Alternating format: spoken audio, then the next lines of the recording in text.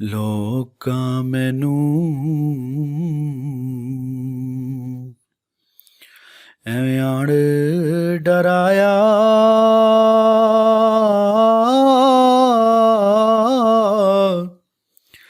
ਕਿ ਰਾਤ ਕਬਰ ਦੀ ਕਾਲੀ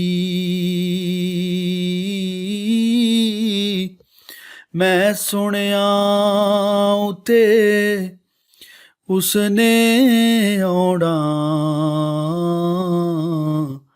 ਜਿਹਦੇ ਮੋਢੇ ਕਮਲੀ ਕਾਲੀ। ਮੈਂ ਸੁਣਿਆ ਉਤੇ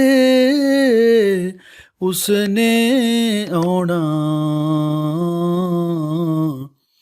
ਜਿਹਦੇ ਮੋਢੇ ਕਮਲੀ ਕਾਲੀ।